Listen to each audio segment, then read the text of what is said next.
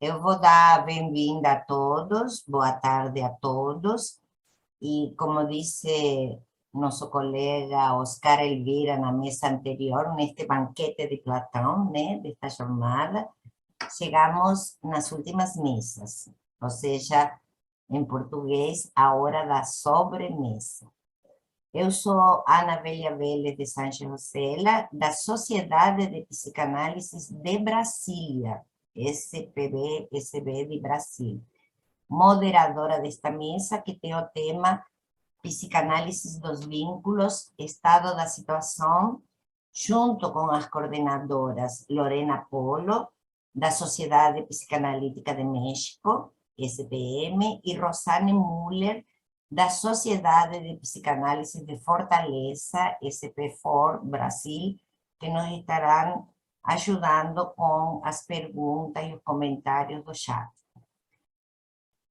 Temos a honra, a nós três, né, e o prazer de representar a comissão diretiva de FEPAL, em nome de seu presidente André Gaetan, e a coordenação científica de FEPAL, em nome do coordenador Ricardo Carlino, sua coordenadora adjunta Samantha Nigri, e também toda a equipe de trabalho desta comissão. Para compor esta mesa, agradecemos terem aceito o convite para participar da jornada a doutora Aline Pinto da Silva, da Sociedade Brasileira de Psicanálise de Porto Alegre, SBP-DPA, Brasil, a doutora Dália Gusic Rubinstein, da Associação Mexicana para a Prática, Investigação e Ensino da Psicanálise, AMPIEP, México, Dr. Carlos Emílio Antar, da Sociedade Psicanalítica Argentina, APA, e Dr. Júlio Moreno, da Associação Psicanalítica de Buenos Aires, ABDEVA, Argentina. Será 15 minutos para cada um trazer suas contribuições, e os participantes já podem ir colocando as perguntas que forem surgindo na exposição de cada um deles no chat, para que no tempo seguinte, até o final de nosso horário, possa surgir o diálogo com eles, mas também, principalmente, para que a presença do público seja representativa e significativa. Será dada a palavra que coloquem na mão através das reações que tem a barra de baixo da tela. E este tema do vínculo está presente na psicanálise desde sua origem freudiana, né? Continua sendo nossa preocupação na contemporaneidade nesta pandemia, e seja o analisando adulto, criança, adolescente, bebê, grupo, casal, família, devemos continuar revisitando e repensando este tema pela própria transitoriedade e incerteza, em nome do Congresso, que acompanha nossa prática psicanalítica do dia a dia. Eu convido primeiro a doutora Alina Pinto da Silva, que, como disse, da Sociedade Psicanalítica de Porto Alegre, psicanalista de criança e adolescente pela IPA, coordenadora da formação integrada do Instituto de SBP-DPA, né, de Porto Alegre, formação integrada que começou agora com ela, e a coordenação da área de infância e adolescência na gestão atual desta diretiva da FEPAL. Aline, você com a palavra. Obrigada, Ana Velha. Boa tarde a todos e a todas. Em primeiro lugar, eu gostaria de agradecer e dizer da minha satisfação de estar aqui compartilhando essa mesa com esses caros colegas. Agradecer o convite, parabenizar o Carlino e sua equipe por esse espaço de troca tão rico que foi criado nessa jornada do meio do caminho, produzindo com isso bons presságios para o nosso congresso no próximo ano. Enquanto coordenadora da área de infância e adolescência da FEPAL, irei compartilhar com vocês algumas reflexões que surgiram em nossa equipe, da qual tanto me orgulho de pertencer. Nosso grupo é composto por Carmen Zelaya, Alicia Lizondo, Ana Lia Walt, Ana Rosa Trachtenberg, Cláudia Bregassi, Marta Mariela, Marta Jordan, Valéria Silveira e eu. O fio condutor do plano de trabalho da nossa gestão foi a pergunta formulada, linkada à proposta da Diretoria de Comunidade e Cultura da CEPAL, sobre o que é ser psicanalista de bebês, crianças e adolescentes hoje. O hoje está atravessado pela pandemia e como afeta a nós, psicanalistas de bebês, crianças e adolescentes, de uma forma tão particular. A pandemia evidencia uma mudança histórica de uma descontinuidade que tem a potência radical de transformar as formas de vida e de sociabilidade. Isso implica em novas maneiras de pensar, sentir, de subjetivar, de agir e se vincular. Além de estar deixando um rastro de milhões de mortos, interferiu e está interferindo em nossos vínculos, tema de nossa mesa. Vamos começar falando sobre o vínculo social. Como nos disse Bernardo hoje pela manhã, não podemos separar o indivíduo da sociedade. O vínculo social, vamos começar falando do vínculo social, pois a perspectiva teórica da nossa equipe elegeu o marco que inclui o campo social e a comunidade nos processos de constituição subjetiva e simbólica. Portanto, um psiquismo aberto a novidades, em permanente alteração e ressignificação. Lembramos aqui da frase de Pierre Lanier que utilizamos em nosso plano de trabalho. Abre aspas. No momento em que a boca encontra o seio, ela encontra e absorve um primeiro gole do mundo. Afeto, sentido, cultura estão copresentes e são os responsáveis pelo gosto das primeiras gotas de leite. Fecha aspas. Aqui fica evidente o papel do outro, não somente do cuidador, senão um grupo social de referência, que exerce o mesmo discurso antecipador e outorga um lugar ao pequeno sujeito. Em suma, como nos diz Analia, nosso referencial deve contemplar o legado cultural identificador de cada bebê, criança e adolescente, e pensar as formas como seu grupo de pertencimento acompanha ou atrapalha os processos de constituição subjetiva e simbólica. Desse modo, os problemas dos nossos pequenos e jovens nos mostram o circuito de codeterminações, de efeitos entre os vínculos, a intersubjetividade e o espaço intrapsíquico. São articulados diferentes níveis de integração, psique, soma, meio, à maneira de uma fita de Moebius, onde não há limites claros que separam o interno do externo, o próprio do estrangeiro.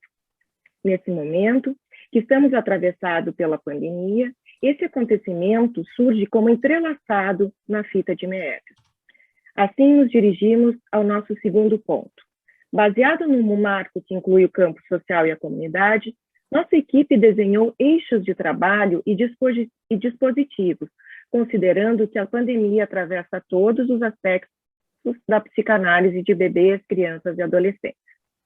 Esses dispositivos têm por objetivo incentivar o intercâmbio entre analistas de diferentes regiões e o diálogo com a comunidade. A ideia é trazer para vocês alguns frutos e vínculos que fazem parte desse percurso. No Fórum de Intercâmbio, tivemos inúmeras contribuições de diferentes regiões e países.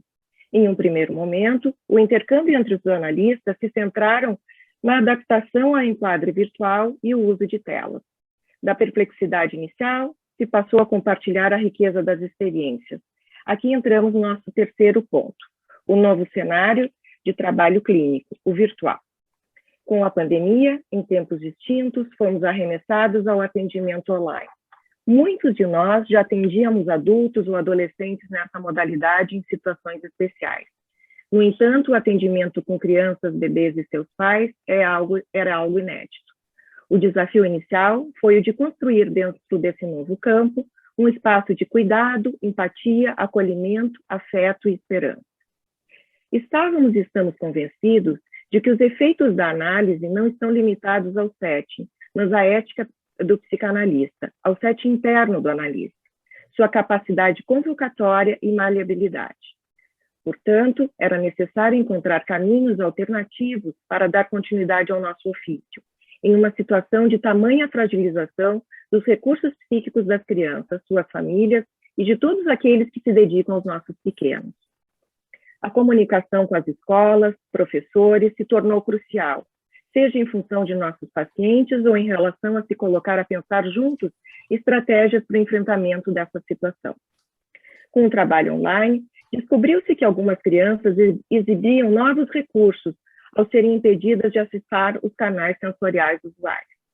Muitos jogos de esconde-esconde, túneis de cobertores foram fabricados, em que paciente e analista tinham que transitar juntos a escuridão do momento com todos os seus medos. Por vezes, simplesmente acompanhar partidas em jogos online que eram compartilhadas, estar ali, sobreviver, permanecer analistas. A fim de superar a bidimensionalidade das telas e convertê-las em um espaço tridimensional que mantivesse o vínculo das crianças e suas famílias com o analista, se utilizaram novos recursos técnicos e lúdicos, como a dramatização, a prosódia, brincadeiras com sons, batucadas, mímicas, leituras e criações de histórias. Os animais de estimação também participaram algumas vezes do campo analítico. Quarto ponto, o trabalho com bebês. Alice, a representante do Alô Bebê em nossa equipe, trouxe a contribuição desse grupo no que tange as funções do observador do método Sterbic, que é de continência, escuta, atenção qualificada, trabalho alfa dos sonhos, construção do set, criação do objeto de observação no campo observacional. Nesse sentido, a observação de bebês ajuda a esculpir a identidade analítica. Relata que foi possível oferecer às famílias que já tinham iniciado a observação e com vínculo estabelecido, a possibilidade de dar continuidade através do atendimento remoto, e enfatiza a importância disso. Quinto ponto, trabalho com crianças com menores recursos simbólicos. Outro ponto abordado no fórum de intercâmbio foi a diferenciação entre o trabalho clínico com crianças com maiores recursos simbólicos e a abordagem com crianças com problemáticas mais graves. Daí a transformação no papel dos pais e familiares nos tratamentos para possibilitar a continuidade. Cláudia, que é a coordenadora da Comissão de Trabalho de Autismo em Primeira Infância, nos relatou que no virtual foram os pais que tiveram que emprestar o corpo como extensão ou substituição do corpo do analista. Trouxe o exemplo de um pequeno que mandou um beijo para a analista pela tela e depois beijou a mãe. Repetiu esse ato com o pai em outra sessão vincular. Pelo contexto que isso ocorreu, Cláudia fez a hipótese de que não se tratava de uma triangulação, mas da necessidade de uma presença corporal do analista transferida para os pais. Nessas sessões vinculares, muitas vezes, os filhos incentivavam os pais a brincarem com eles, em um verdadeiro processo de aprendizagem. Muitos aspectos inovadores resultaram enriquecedores e podem ser utilizados muito além da pandemia, não apenas com pacientes graves ou por tela. Sexto ponto, adolescência. O trânsito pela adolescência, no período de isolamento, também produziu suas questões. Vamos nos deter em um aspecto, que era o fato de alguns jovens parecerem muito resignados e com medo de saírem às ruas. Talvez possamos pensar que o medo fosse proporcional ao desejo. É interessante pensarmos que nesse momento da vida, em que deveriam estar saindo de casa, conhecendo o mundo, se colocando em risco, como um equivalente de sentir-se que a vida lhes pertence, alguns estavam aparentemente bem na convivência familiar, interagindo com seus amigos pela internet, mas reclusos e assustados. Será uma espécie de suspensão do trabalho psíquico que deveria ser realizado em função do excesso de vivência de desamparo? De medo de um desamparo mais profundo que poderia vir com a morte real dos pais? Medo de serem potencialmente os causadores do adoecimento deles? Pois o que foi divulgado é que os jovens e as crianças, na maioria das vezes, são assintomáticos e principais transmissores do vírus. Será que isso reforça a fantasia inerente da adolescência do assassinato dos pais? Para Winnicott, na fantasia inconsciente, total própria do crescimento na puberdade e na adolescência, há a morte de alguém. Sabemos que uma coisa é fazer essa travessia, esses assassinatos simbólicos com os pais vivos, no sentido concreto e metafórico. Outra coisa é perceberem que os pais estão fragilizados, com medo e que existe um risco real. Será que iriam sobreviver? Será que estariam sobrevivendo? Cada fracasso de uma forma de sobrevivência do objeto cria uma zona de fragilidade psíquica, ameaça de uma confusão entre a representação e o ato, de um colapso tópico, exacerbando formas de destrutividade. Aqui podemos pensar no uso exagerado de drogas, nos distúrbios do sono, na alteração do ritmo, como trocar o dia pela noite, em que, em alguns casos, era a forma que encontraram para ter um espaço diferente dos pais. Uma espécie de vivência de distanciamento. Enquanto os pais dormiam, eles estavam acordados. Também nas negativas de se envolverem na escola, manifestadas por um repúdio às aulas de ensino à distância, numa desmentida no processo ensino-aprendizado. Talvez aqui a sobrevivência dos pais e dos filhos se deu através da tentativa de manterem um meio maleável, de esforço mútuo para se ajustarem uns aos outros, partilharem os mesmos estados e assim se compreenderem, cada um dentro de sua perspectiva. 7º ponto. Muitas perguntas surgiram e tantas outras surgirão. Como pensar o trânsito do início da vida, a infância e a adolescência, em meio ao trauma coletivo da pandemia? Que vicissitudes a pandemia ocasionou ou está ocasionando nos vínculos dos bebês, crianças e adolescentes? Como ficou registrado em nossas crianças e jovens o fato anunciado de que seriam transmissores assintomáticos do vírus, que poderiam contaminar seus pais e seus avós? O que pensar sobre o longo período de isolamento e seus desdobramentos? Que consequência o excesso de convivência com os pais produziu? Que efeitos estão tendo e terão a ausência de convívio com agentes subjetivantes não familiares por esse longo espaço de tempo? O não conviver com avós, amigos, ir à escola ou à creche, ter contato com outras pessoas significativas? Que formações sintomáticas estão sendo desencadeadas? Os ritos de passagem na adolescência também foram afetados. Quais são as repercussões? Sabemos que não existem respostas conclusivas, e cada caso é um caso. Não são indagações que devemos manter em nossas mentes. Na singularidade de cada paciente, observamos que, diante desse rombo no real que a pandemia nos defrontou, emergiram novas formas de amar e de se relacionar. Agora vamos entrar no nosso último ponto. A retorno à normalidade, a que se volta? Com a suspensão do isolamento, através de relatos de vários colegas e de nossas vivências, observamos que o retorno ao atendimento presencial, assim como o retorno das crianças e adolescentes às escolas, está exigindo grande trabalho psíquico a ser tramitado. Pois assim como tivemos que nos adaptar aos atendimentos online e os nossos pequenos e jovens ao ensino à distância, agora o retorno presencial vem carregado de marcas produzidas pelo distanciamento e enclausuramento dos corpos, pelos temores desencadeados durante a pandemia, pelos efeitos produzidos por esse longo tempo de confinamento. Sem dúvida, a relação com o outro foi afetada. Muitos sentimentos contraditórios, desde a falta ao excesso de presença, como no caso dos pais. O medo de contagiar e de ser contagiado. O desejo de encontrar os amigos e temor da confrontação com o outro em carne e osso. É importante lembrar que muitos passaram esse tempo assistindo às aulas com as câmeras fechadas, não acompanhando as transformações corporais do outro e temendo o olhar dos seus iguais ao encontrá-lo.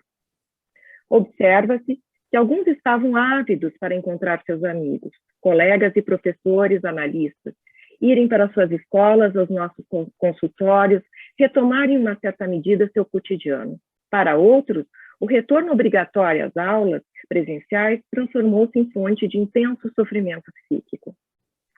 Não querem retornar, ficam extremamente angustiados, negam-se ir à escola e, quando vão, ligam para os pais para irem buscá-los. Muitos ainda sentem medo de contaminar seus pais, gerando angústias paranoicas. Os amigos, os colegas transformam-se em ameaças. Relatam que estranham a quantidade de gente, do barulho muito alto, que sentem-se desconfortáveis com a proximidade. Não conseguem retomar suas relações. Apresentam um estranhamento exacerbado. Aqui no Brasil, está ocorrendo uma série de pedidos formais através de atestados de manutenção do ensino remoto.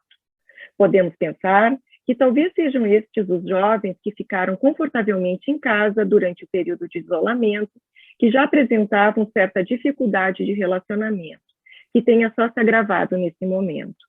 Mas nos parece que tem algo diferente. Não tão simples assim. Aqui lembramos de Recalcati, que fala da pulsão de segurança. em que fica evidente um paradoxo.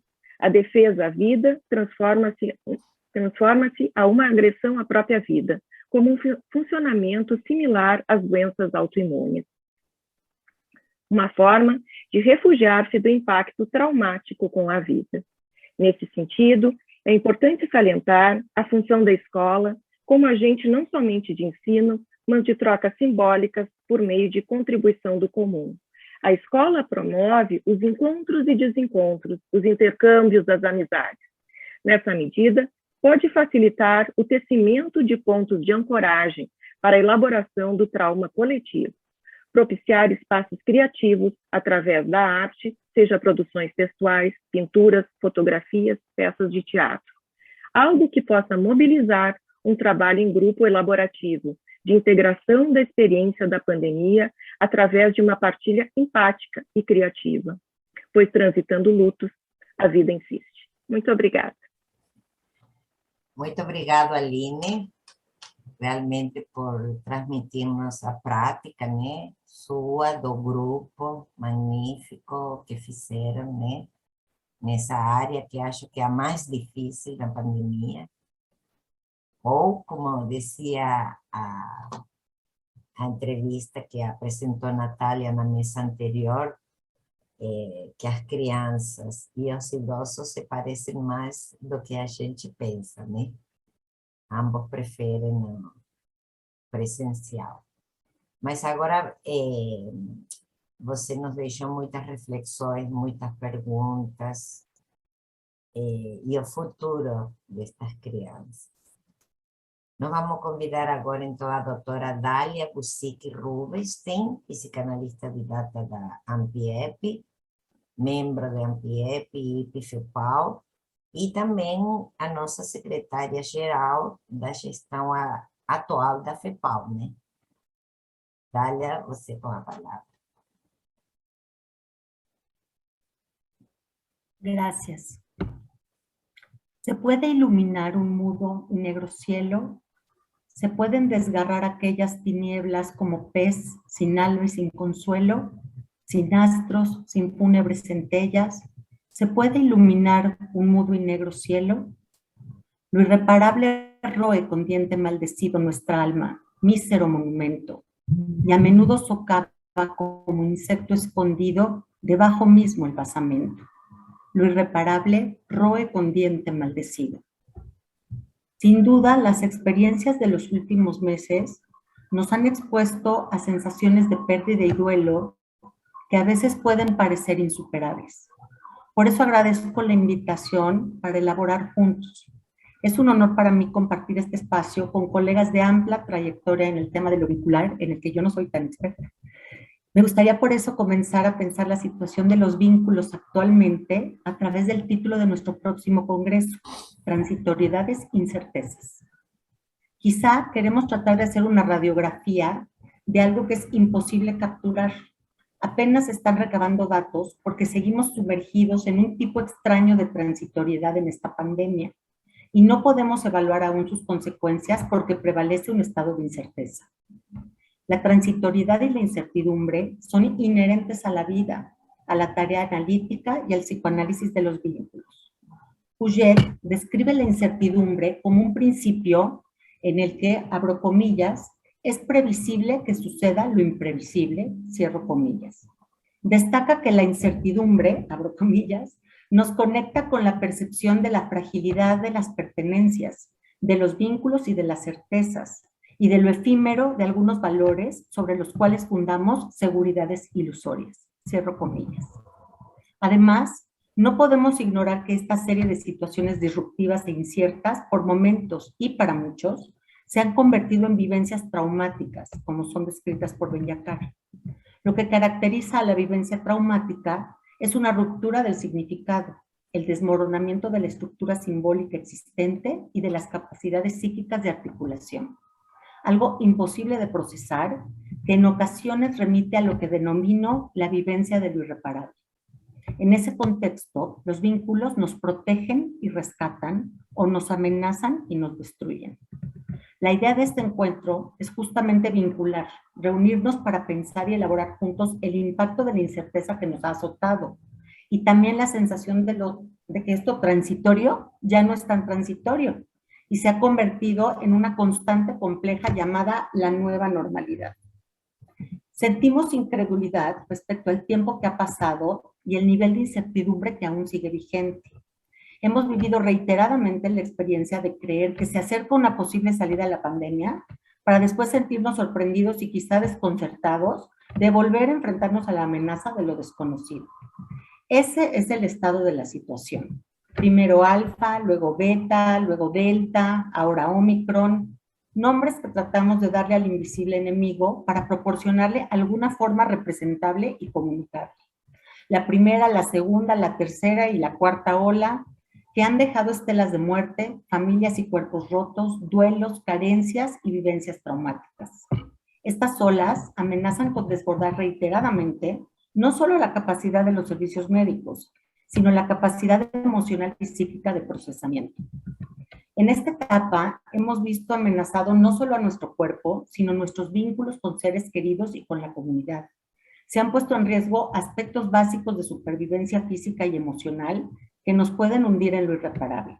Como señala Puget, lo incierto puede convertirse en desesperanza.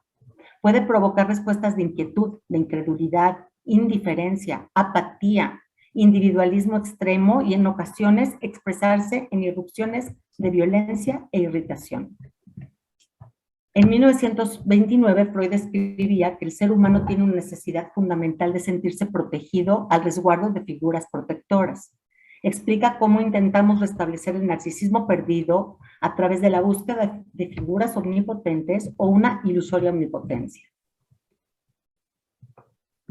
Aunque muchos decidieron confinarse al inicio de la pandemia para prevenir el contagio por un virus desconocido, otros tenían que seguir funcionando como si esa realidad no existiera. En América Latina existe un gran número de gente en situación de pobreza y desamparo. Muchos no tenían la opción de resguardarse porque tenían que escoger entre enfermarse o morir de hambre, malestar en los vínculos sociales y el colapso de su función protectora.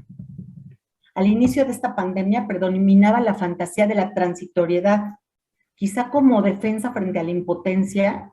Nuestra omnipotencia cultural favorecía la desmentida de que pudiera existir algo invisible, pero tan amenazante y desconocido como para poner de rodillas a los líderes mundiales, a la ciencia, a la tecnología, a la economía y a nuestra necesidad de continuar con nuestras vidas. Vivimos colectivamente el temor a enfermar, predominando la fantasía y la realidad de contagiar a nuestros padres o ser contagiados por nuestros hijos. No solo las figuras de resguardo tenían dificultades para cumplir con su función, sino que tenían que ser protegidas a su vez. Si consideramos los elementos inconscientes que han podido despertarse, podemos pensar en fantasías parricidas y filicidas, que además en lugares como México o Brasil fueron reforzadas a nivel social por manejos perversos de los gobernantes. Pudimos observar en nuestra clínica y en los procesos colectivos de comunicación el conflicto respecto a las figuras de resguardo, la intensificación de la ansiedad sobre nuestra capacidad de protegernos o proteger a otros, el peligro para nuestros vínculos frente a la posibilidad destructiva en que se volvía nuestro cuerpo infectado. Lo anterior se intensificó en nuestra región por dudas sobre la posibilidad de obtener vacunas, medicamentos o servicios de salud, además de la amenaza de situaciones sociales y políticas precarias. Supongo que a muchos les parece conocido ese escenario. Con todo ello, nos sentíamos temerosos simultáneamente en diversos frentes. Sin duda, nunca imaginamos que 21 meses después seguiríamos en la nueva normalidad y expuestos a temores similares. ¿Implicará todo ello un impacto duradero sobre la confianza básica en los vínculos protectores? ¿La pérdida de la confianza en nuestra posibilidad de resguardarnos o resguardar a otros? Lo que es indudable es que en ese momento como ahora, nuestros vínculos representaban una tabla de salvación o una amenaza aterradora, una fuente de resguardo o un núcleo de dolor. A veces se convirtieron también en un anhelo inalcanzable. La pandemia nos ha confrontado de manera impactante con la dualidad presente en la vida y en los vínculos, la presencia de lo vital y lo destructivo, el potencial reparador de los vínculos y en los vínculos, así como su potencial tanático y destructivo.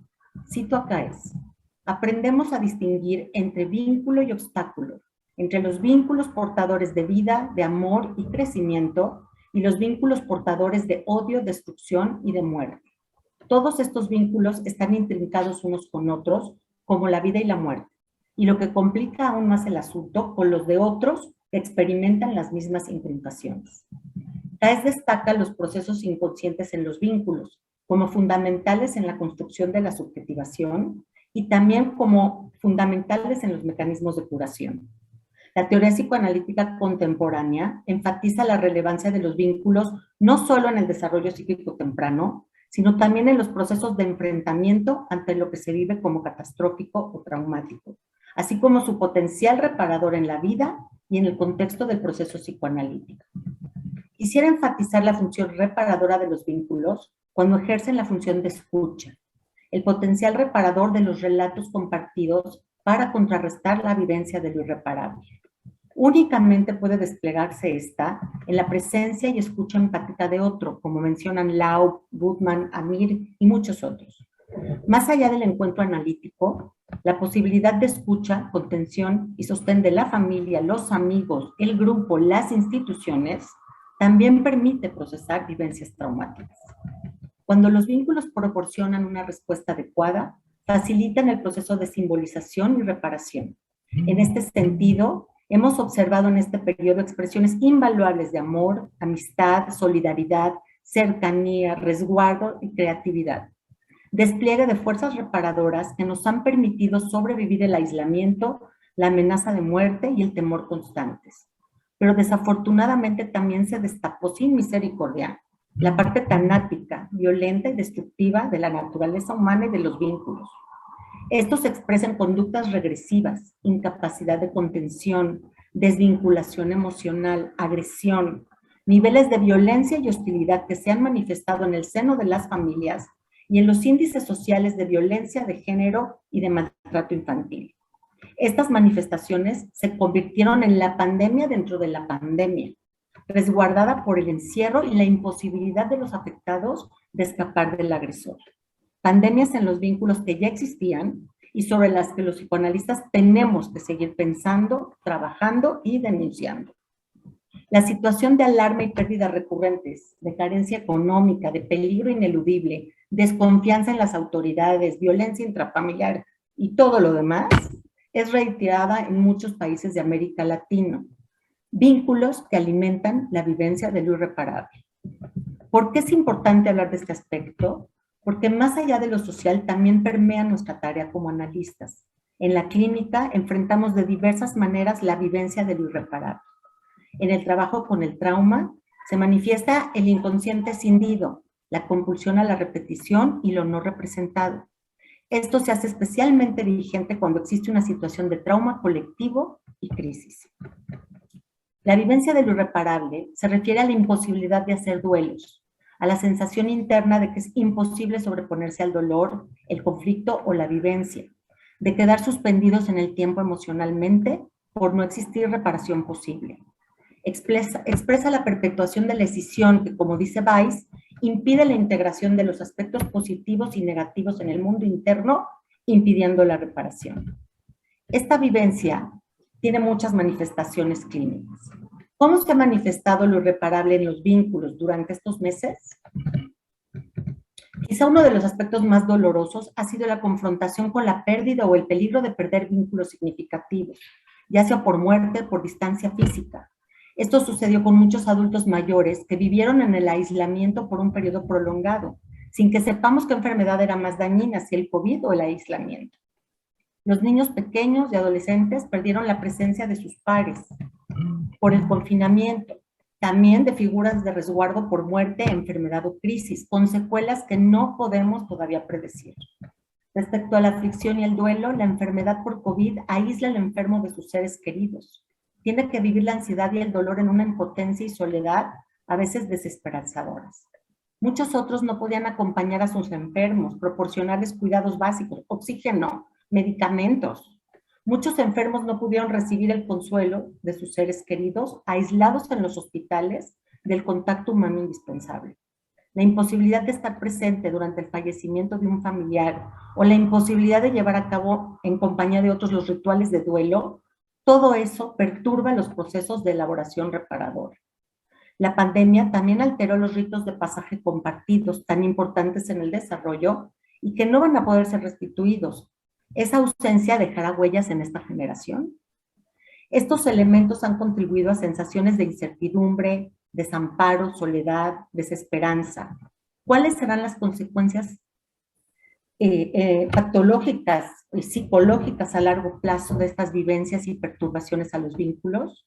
Posiblemente lo iremos observando a lo largo del tiempo y dependerá en gran medida de las posibilidades y capacidades de reparación entre los individuos, las familias y las sociedades.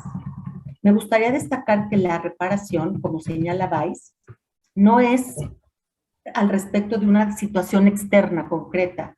Esas quizás son irreparables. Se refiere más a la necesidad de la psique de luchar frente a estas fuerzas destructivas y autodestructivas que surgen del mundo interno. No implica una restitución, ni una compensación, ni una venganza. Reparar implica el reconocimiento de la pérdida, de que se ha sufrido un daño y que las cosas nunca serán las mismas. En ese sentido, es un proceso simbólico que no termina nunca. El rol del vínculo para el desarrollo de la capacidad de simbolización, la subjetivación y la capacidad de mentalización en el desarrollo psíquico temprano lo han destacado muchos psicoanalistas.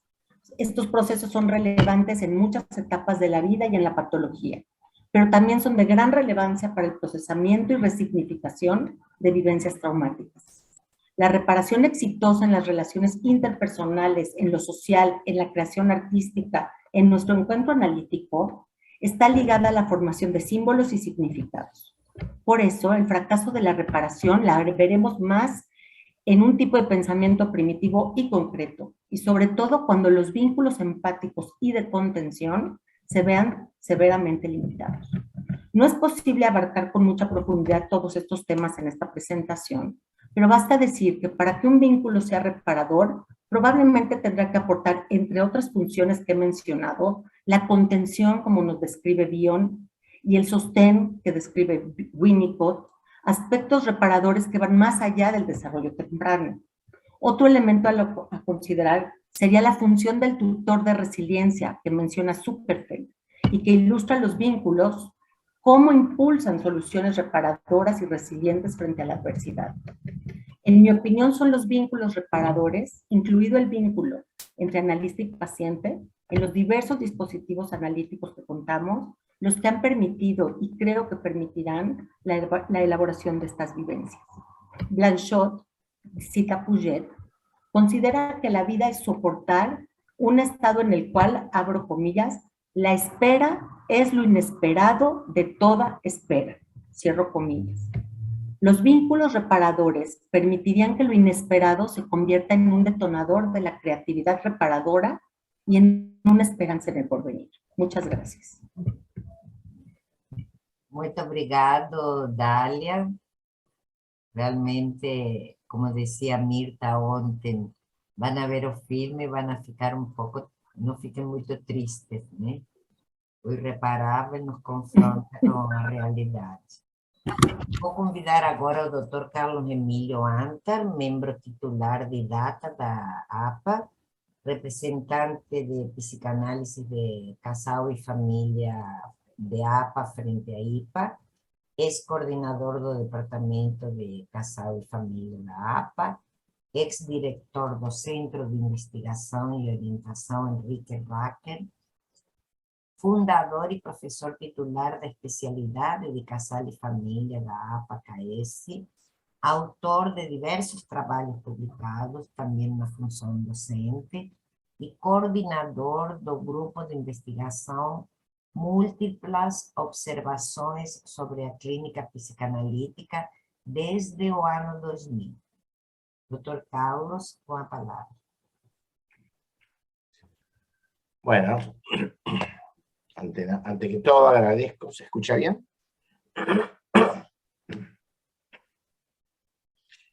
Agradezco la invitación de la Coordinación Científica de FEPAL, ¿no?, a esta actividad para poder dialogar con los diversos colegas, ¿no?, los que estamos convocados en la mesa y los que están acá escuchando, ¿no?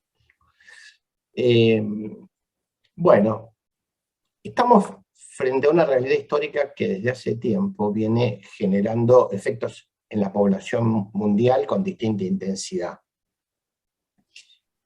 Y no es la primera vez que ocurren hechos que amenazan la existencia del humano, ¿no? No es lo mismo reflexionar sobre el pasado que hacerlo dentro de un presente y un futuro incierto.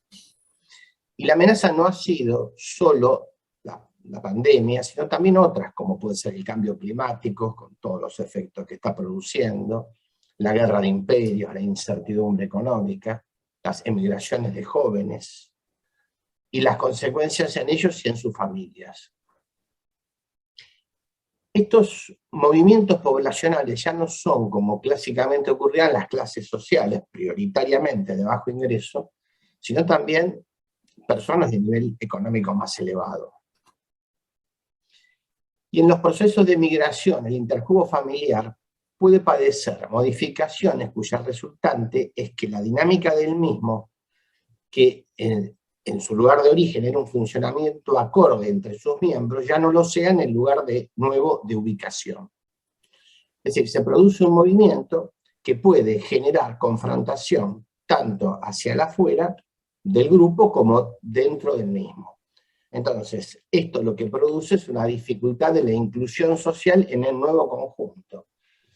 Esto es fundamental para el sostén del grupo en momentos de crisis. La interpretación de los hechos ocurridos en un tiempo anterior ha dejado de ser la única clave del presente, y con frecuencia esto ha funcionado como un verdadero obstáculo. Es posible que cada uno considere la crisis actual como la más perjudicada en referencia a otras crisis anteriores. Esto muchas veces lo pensamos, aunque no siempre lo decimos, ¿no? Es decir, la que vivimos sería la peor. En relación a esto me parece adecuado, acá retomo lo que decía la colega, una cita de Janine Pouget, de un trabajo de ella que decía que difícil es pensar incertidumbre y perplejidad. Ella decía: ante la imposibilidad de procesar el efecto de presente, se intenta dar cuenta de este apoyándose en lo recordado.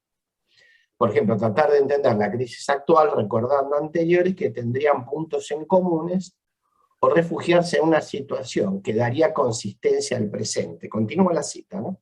Y la dificultad consistirá en poder otorgar un valor sin utilizarlo como una explicación, sino tan solo como un modelo que entorpece innecesariamente el hacer algo como lo percibido. Y ella concluye, dice, ese presente incierto. Hasta acá. Considero yo de utilidad este criterio para el trabajo en nuestra clínica. A veces podemos funcionar como especialistas en lo originario. Esto es posible en la medida que no entorpezca nuestro pensamiento o dificulte una lectura mucho más amplia, ¿no? Tomando en cuenta, entonces, la relación entre la clínica que emerge en una época determinada y la interacción con lo sociocultural, hace varios años trabajamos y publicamos con un colega recientemente fallecido, Humberto Gurman, sobre una temática que la denominamos en ese momento inicialmente, después la continuamos, la clínica situacional. Y la verdad que me tocó el título de esta mesa sobre lo situacional, porque, bueno, coincide. Entonces, tomo algunos de estas ideas que considero oportunas y agrego otras un poco más luego de varios años, ¿no? Es decir, la idea sería que, a mi criterio, no había una producción psíquica fuera de lo contextual. Es decir, esto no descarta lo oculto e incluye la posibilidad de lo aún no advenido. Es decir, sería lo que se compone con los elementos nuevos y dan lugar a un proceso continuo. Es decir, que el sujeto surge en situaciones clínicas que son aleatorias. Se define por las conexiones, es decir, pertenece a un contexto dinámico. Y la noción de situación, a la que nos convoca la actividad de hoy, a mi criterio está en conexión con diferentes contextos. Algunos de ellos son el azar, el devenir y el acontecimiento, algunos de ellos. Pero en especial con un otro concepto que es el de complejidad. Para Morin, cuanto más compleja es una organización, más tolera el desorden, dice él. En apariencia podría dar la sensación de lo contrario, pero no es así. Es decir, es un modo inteligente, ¿no?, la complejidad, de responder a ciertos desafíos del mundo exterior. Y al mismo tiempo, sabemos que un exceso de complejidad puede resultar absolutamente desestructurantes. Es decir, en relación a... Bueno, esto sería con respecto a esto del concepto de situación. Otra línea es con respecto a lo que nos convoca a la actividad, que son los vínculos. Y en relación a las redes vinculares, yo entiendo que cada familia genera un funcionamiento que estará acorde, o estará en relación, con las vicisitudes específicas de cada integrante, lo histórico generacional del grupo y los fenómenos sociales que lo van acompañando. Es decir, esto implica que considerar si una familia tiene un funcionamiento normal o no, depende de una complejidad de hechos. Es decir, sabemos que el medio social funciona como uno de los extremos identificado e identificante. En ocasiones, cuando se ha planteado la importancia de tomar en cuenta en nuestra lectura psicoanalítica lo contextual, lo epocal, siendo más específico, una actividad no hace mucho, cuando planteé esto, lo que rápidamente me dijeron, pero no se le da importancia a lo genético, a lo constitucional, a las experiencias infantiles. Bueno, obviamente que sí, digamos, no es que una cosa se opone a la otra, o sea, sí creo que a veces es difícil, o puede resultar difícil integrar distintas líneas de distintas lecturas, ¿no? Ni en oposición ni como sumatoria. Quizás, o esta es una interpretación mía, no intenta abarcar todo, pero me parece que a veces la dificultad de poder integrar estas distintas miradas, uno de los factores puede ser la predominancia en nuestra formación de la lectura del psiquismo desde lo intrasubjetivo, ¿no?, que sería, por supuesto, el campo fundamental y necesario, prioritario, del interjuego, del mundo de los objetos y del mundo pulsional. Bueno. Las cuchillas son prominentes, el mentón es prominente. ¿Sigo? Obviamente las cuencas son mucho más grandes y eso siempre es difícil. Bueno, ¿qué pasa? Interferencias. ¿Sigo? Probablemente el cráneo tenía un cuello muy fuerte, así que agregué más. Norma, si puede apagar su micrófono, por favor. Alguien está con el micrófono. No fue muteada. ¿Sigo? Sigue. Bueno, entonces es factible que ante la situación social y epocal que vivimos necesitemos poner nuestro pensamiento psicoanalítico en las fronteras, en nuestros extremos de producción. Es decir, los obstáculos yo creo que nos orientan en cuanto a los caminos disponibles en nuestra labor clínica. Posiblemente nuestra tarea implique un trayecto entre la observación clínica, por otro lado, consideraciones e interrogantes acerca de la metapsicología, y modificar, si fuese necesario, aspectos de nuestra teoría y de nuestra técnica. Es decir, que frente a los obstáculos que se presentan, es importante la existencia de un pensamiento heterogéneo en las consideraciones del analista, es decir, la presencia de distintas líneas teóricas sin la necesidad de tener que articularlas por similitud. Es decir, esto puede permitir pensar un tratamiento psicoanalítico desde diversas consideraciones. Retomando el planteo inicial en relación a la llamada situación actual, y remarco el término, que me parece muy convocante e interesante, en ocasiones la búsqueda de los protocolos sanitarios, retomando la situación actual, la búsqueda de protocolos sanitarios que, si bien son de utilidad y protección, también pueden dar forma manifiesta a rituales que nunca finalizan ni terminan de tranquilizar. A veces se descubren una situación de contenido persecutorio, aunque estén desencadenados por un peligro real. Es decir, esta es la fantasía de poder encontrar respuesta y tener garantía. En su momento estos interrogantes estuvieron en relación con lo indicado o no de diversas decisiones sanitarias, una de ellas acerca, por ejemplo, hasta hace poco, la vacunación de los niños. Igual estos interrogantes adquieren distintas formas manifiestas a medida que se diluyen unos, van apareciendo otros. Hay una rotación, ¿no? Y estamos invadidos por una abrumadora información que no solo nosotros recibimos, sino que además nosotros vamos en su búsqueda. Entonces esto nos pone inmersos en algo que podría relacionarse con algo así como un virus informático. Es decir, otro de los factores es la amenaza al ingreso económico, que se incrementa como un peligro real, ya sea en el presente o en el futuro, con la expectativa de las mejoras supuestas socioeconómicas. Una pequeña viñeta clínica. Un paciente me decía, hasta antes de este virus que está en todos lados, me preocupaba dentro de lo lógico por diversas cuestiones. Por ejemplo, los problemas de la política, tanto a nivel mundial como en nuestro país. Pero ahora es diferente. Todos se pelean y si esto se maneja mal, nos podemos morir. No sé, me da miedo por mi familia. Aparecen problemas que no esperás, estás en todos lados y a veces no sé qué hacer. Le interpreto como un virus, ¿cómo me dice? Claro, como decís vos, está en todos lados, en el cuerpo, en la economía, en la convivencia, en la familia. Así dice, es muy extraño. Nuestra práctica clínica, así como nuestra vida cotidiana, está inevitablemente afectada, es decir, estamos frente a una situación grave e incierta, porque no sabemos si lo que nosotros hagamos, aún teniendo el máximo de los cuidados, si va a alcanzar a influir en el devenir de esta amenaza. ¿Quién sabe? No sabemos. Es decir, el imperio decide acerca de la economía, también de los cuerpos, que se pueden enfermar y morir. Seguramente la biopolítica nos podría decir algo de esto, Foucault, Agamben, Espósito, posiblemente.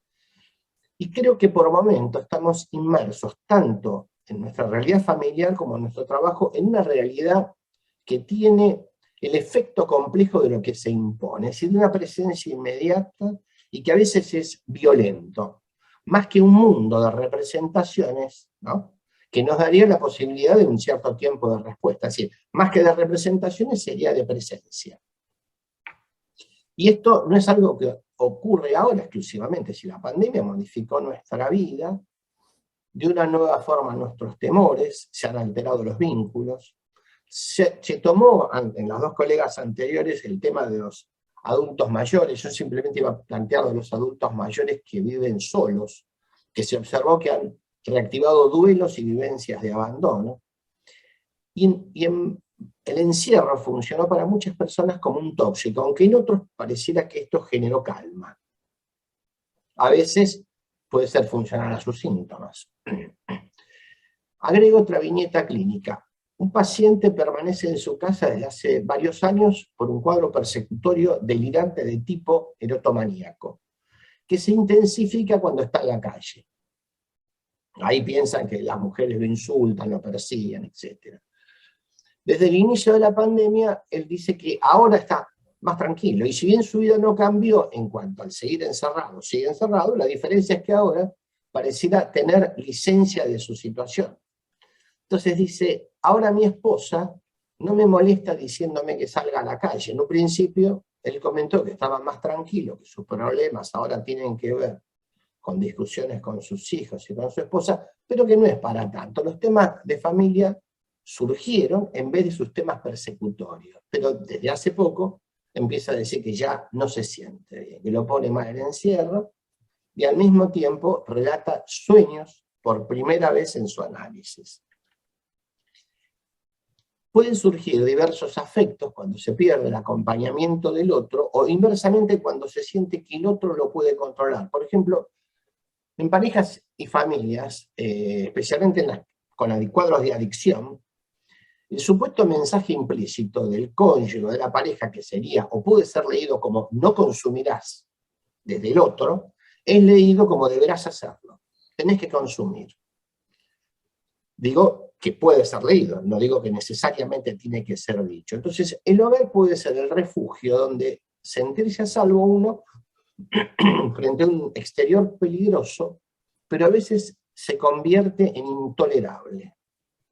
Es decir, la presencia de una amenaza, sea un virus u otro factor, puede aparecer como un tercero que altera el funcionamiento de la pareja o de la familia. Es decir, en la vida pre-pandemia se producía una alternancia habitual de presencia-ausencia de la pareja. Se separaban para concurrir a sus actividades laborales y reencontrarse más tarde, con frecuencia al final del día, luego del encuentro con diversos otros. Y esto daba la posibilidad de generar expectativas eróticas y por lo tanto fantasías que dan sustento al encuentro afectivo en sus diversas manifestaciones.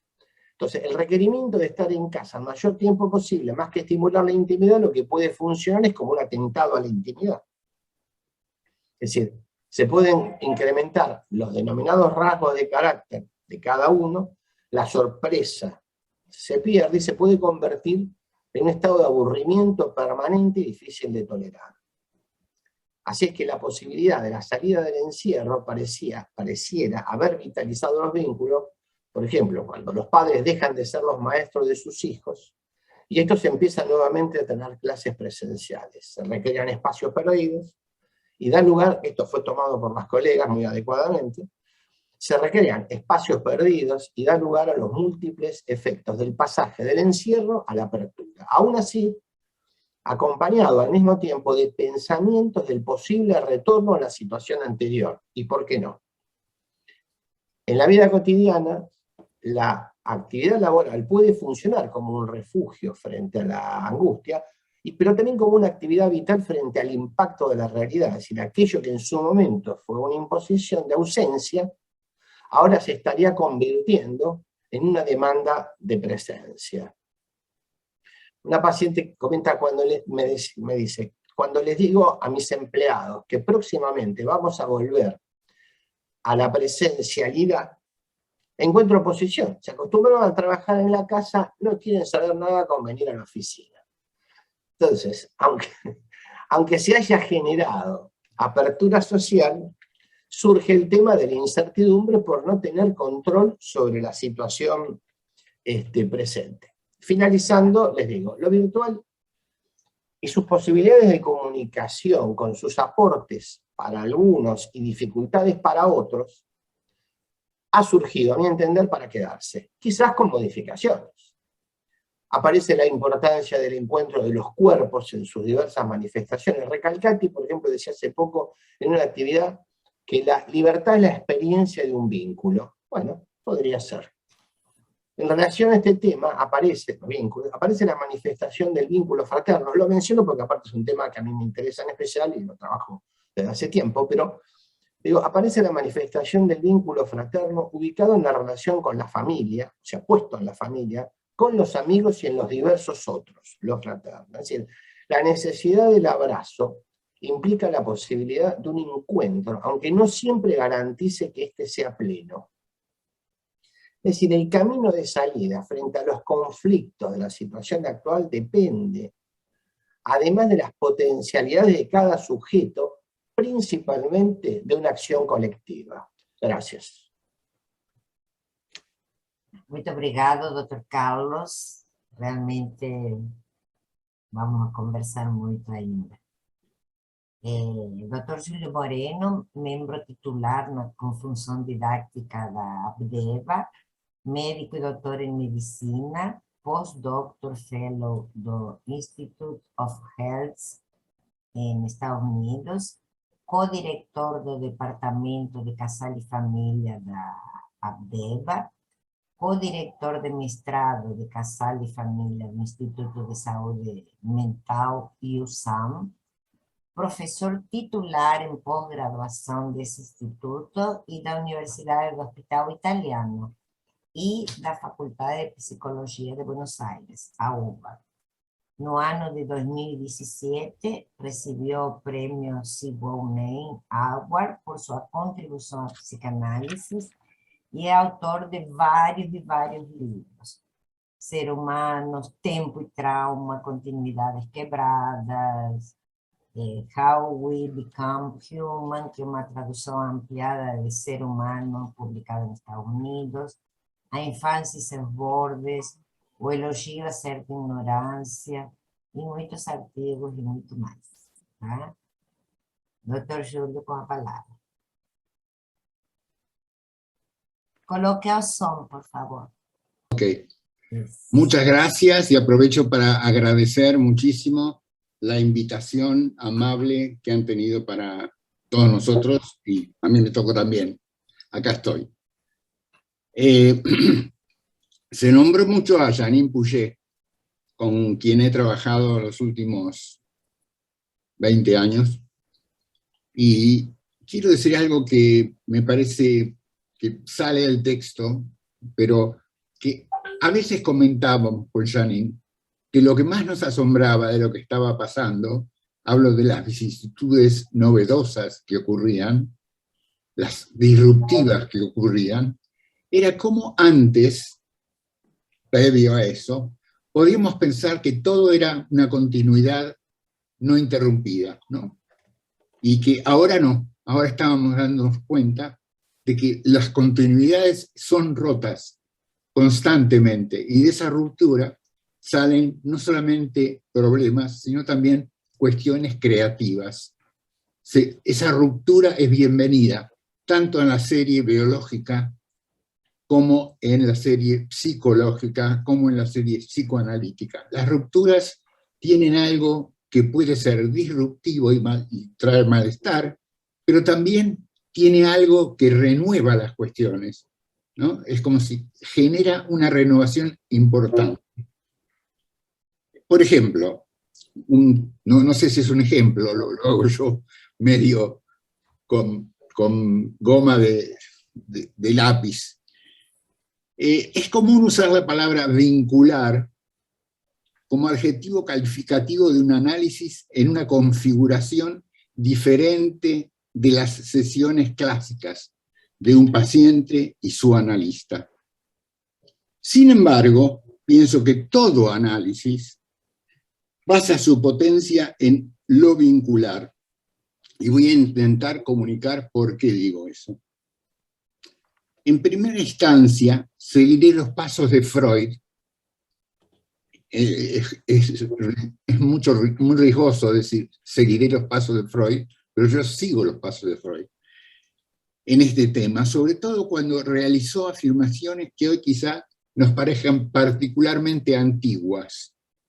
Pero esas mismas afirmaciones justamente son las que produjeron revoluciones en su misma obra. En un análisis individual, me refiero con esto a algo recursivo, ¿no? Algo así como, siguiendo lo mismo, de pronto emergen novedades suplementarias, no complementarias. En un análisis individual, el vínculo del paciente con su analista se llama transferencia, como lo sabemos todos, y los reflejos vinculares que le llegan al analista, contratransferencia. Ambos términos se refieren a lo que sucede y se produce en el espacio entre los participantes. No es por ello apropiado pensar que se trata de una simple exteriorización de contenidos internos de los sujetos vinculados. No son exteriorizaciones de lo que le pasa a uno y que el otro recibe, o de una simple relación de contenidos. Un contenido pasa al otro, como pretenden unos nuevos psicoanalistas que se llaman relacionistas, ¿no? Que más bien piensan esto, piensan que se pasa un traslado de esto al otro y se igualan cantidades, ¿no? Sino que se trata de una producción nueva que ocurre en el entre de ellos. Cualquier vínculo no resulta de la suma algebraica de los contenidos de los aparatos psíquicos, conscientes e inconscientes, involucrados, ni del traspaso de información de uno a otro. No es relacional, se caracteriza porque en los espacios virtuales entre los participantes se crean excesos y emergentes que no existían antes del encuentro y promueven cambios. No es algo que hay que intentarlo. Como decía Deleuze, yo no busco encuentro, ¿no? Esto lo dijeron muchos, lo dijeron Picasso y otros más. Pero se trata de encuentros, no de búsquedas, ¿no? Los dispositivos de aislamiento o encierro que caracterizaron al psicoanálisis individual no anularon ni anulan la producción vincular del entre de paciente y analista. Esto es notable, sino que, por el contrario, aunque esa fue la intención de de Freud, silenciar las perturbaciones, por el contrario, concentran en un intenso punto las fructíferas producciones de la trama vincular del encuentro. O sea, este encierro aumenta la intensidad de las producciones. En el 12, en 1912, Freud, ya tenemos que decir 1900, porque antes podíamos decir en el 2012, pero ahora no, aconsejó a los analistas evitar las actitudes seductoras, las charlas amistosas, la revelación de intimidades o actitudes educativas con sus pacientes. Quizás Freud debe haberse dado cuenta de que esos acercamientos al paciente podrían llevar a diluir la tensión vincular productiva del vínculo hasta que no lo sea, hasta que cese la producción, ¿no? Este cuidado de la producción, paradójico, porque Freud aparentemente lo que trataba era la revelación de los contenidos, pero no lo hacía, y lo que dijo son guías que lo que hacen es generan una encerrona que produce, señalo la palabra, que produce elementos que no estaban, ¿no? Produce elementos que aparecen por primera vez ahí. Es diferente entender la transferencia como un despliegue de lo infantil en sesión a considerarla como un vínculo que produce excesos novedosos y no solo repetición. Un vínculo con deseos de apropiarse de la persona con que uno se vincula, como de otra corriente inversa que intenta expropiar lo que considera ajeno a su persona. Y lo diferente, no tengo nada que ver con usted y con esto, y lo mismo, somos el uno para el otro. Esta superposición de somos uno para el otro y yo no tengo nada que ver con usted, conforma una notable configuración que Jacques Derrida llamó exapropiación. La exapropiación genera efectos muy intensos, que no son producto del acercamiento, sino de esta tensión que hay entre somos el uno para el otro y no somos el uno para el otro, ¿no? Cuando Freud creía que el trabajo analítico era una simple tarea investigativa y se topó con lo que se llamó en ese momento transferencia, dijo, es el más enojoso obstáculo con que uno puede tropezar en un análisis. Se enojó con la transferencia. Esto era para él enojoso porque obstruía su pacífica investigación con el pasado. Pero unos 20 años más tarde, el mismo Freud anunció que este obstáculo era el más preciado suceso en un análisis. Los sentimientos los sentimientos del paciente hacia su analista, pensó, producían distorsiones en la lucha por el encuentro con lo que él llamaba la verdad buscada.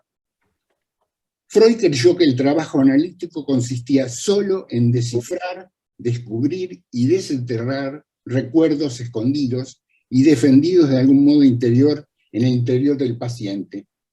Y siguió pensando de ese modo por mucho tiempo, fiel a su regambre positivista. Freud era un positivista nato. Sin embargo, apenas 3 años después, en 1915, la repetición transferencial cobró un nuevo carácter.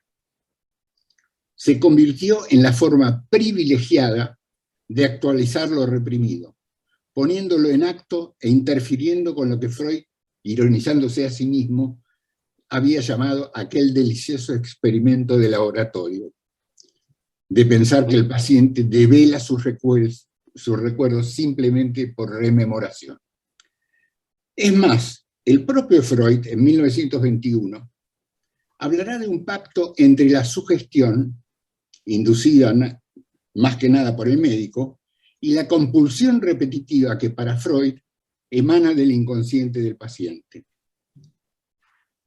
Pacto que es necesario para traer al análisis, en vivo y en directo, el pasado conflictivo, los fragmentos más importantes de él que, según Freud, la represión mantenía ocultos. Aquí ya Freud parecería hablar de una producción analítica, que la producción analítica implica la participación de dos polos de la dupla. No se trata de la simple investigación sobre un objeto, comillas, paciente, sino del motor crucial del análisis, que es el que genera el vínculo entre analista y paciente. Ese es el motor productivo, no el otro, no el investigador. No es un analista que investiga qué le pasa al analizando, sino que en el vínculo analítico lo ideal es que se produzca algo novedoso que es perturbador. Apoyándome en este derrotero freudiano, me atrevo a decir que la nueva forma privilegiada de dar campo transferencial los fragmentos más importantes del inconsciente es justamente producirlos. Producirlos ahí, en el campo del análisis, en la inmanencia del vínculo con el paciente.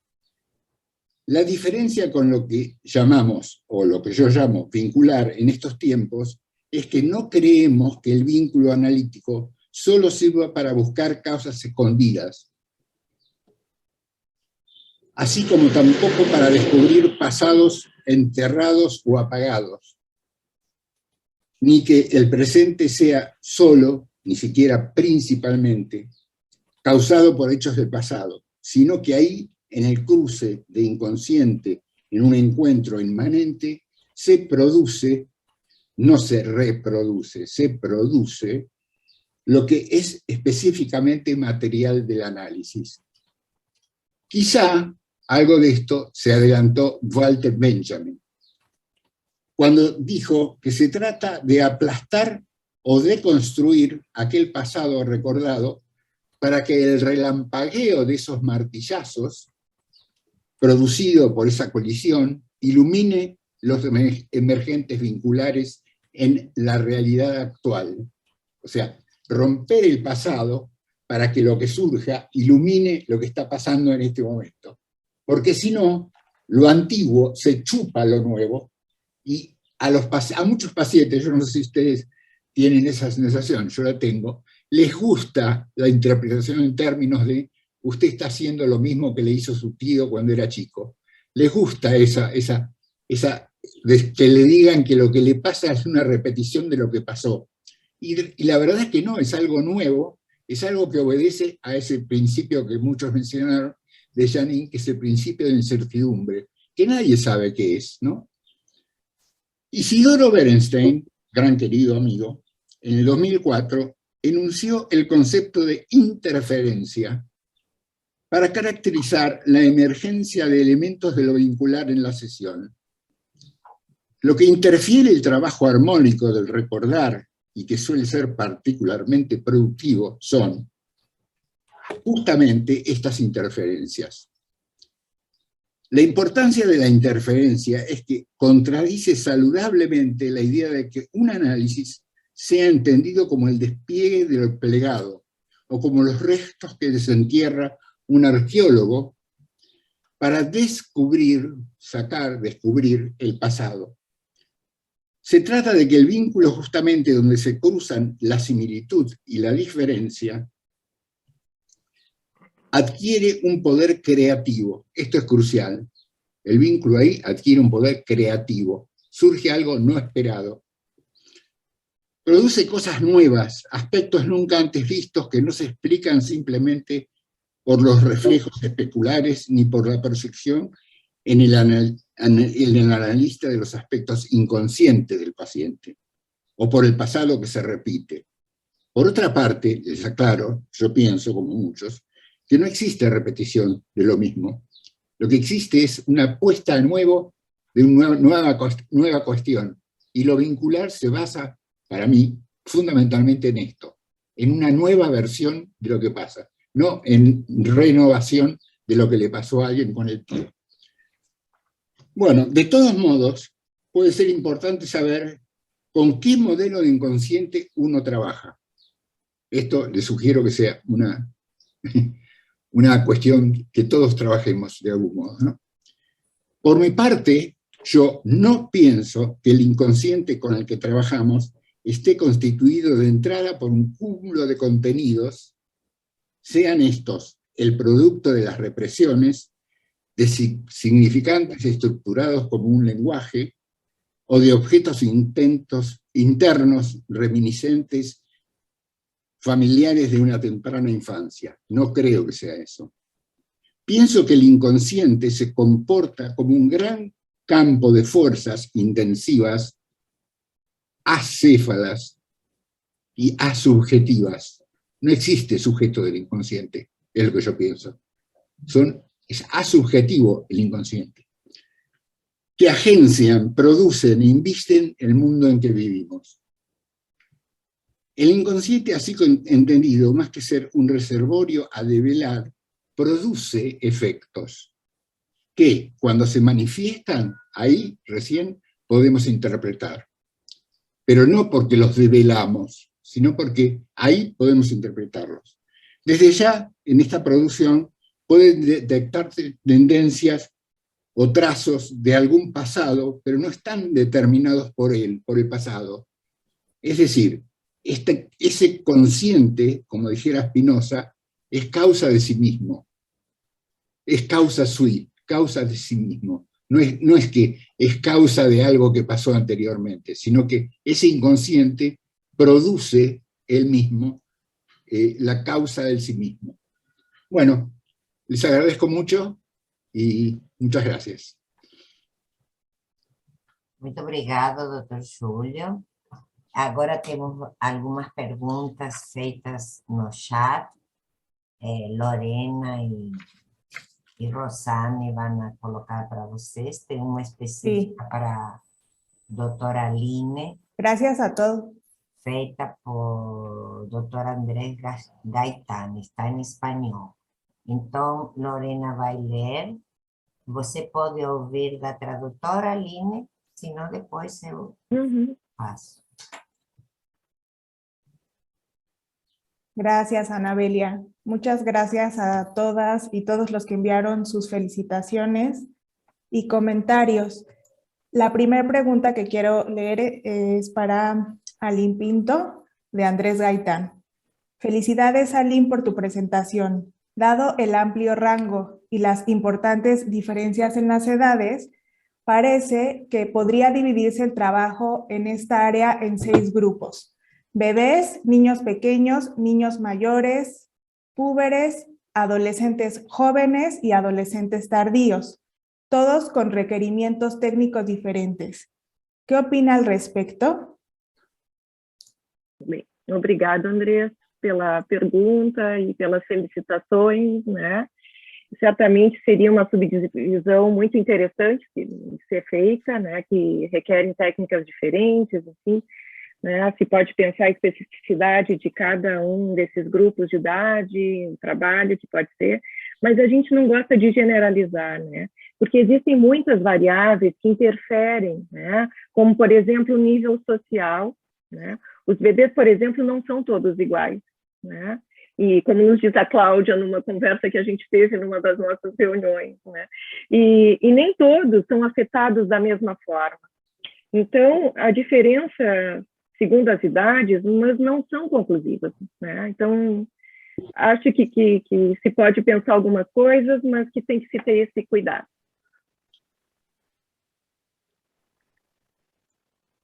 Obrigada. Particularmente, doutor Andrés, penso que já está dividido em 3, né? Bebês, crianças e adolescentes. 2 áreas bem delimitadas e que já tem essa flexibilidade de adultos, adolescentes mais jovens. Na literatura já existe. E aí é como psicanálise de adulto, caso a caso, né? E também, devido ao tempo, também não podíamos, né, nos estender muito, assim. Temos que escolher alguns aspectos para poder abordar, né? Não, mas foi muito interessante porque você trouxe exemplos de cada divisão que fez. Dividiu mais em função de aportar com exemplos práticos acontecidos com a pandemia, que foi muito difícil. Muitos pararam de atender crianças totalmente falando que no se podía. Y Alicia salió luego dando continuidad al atendimiento de bebé, que sería más difícil ainda, ¿no? Mas bom, tem várias colocações as meninas para fazer. Rosane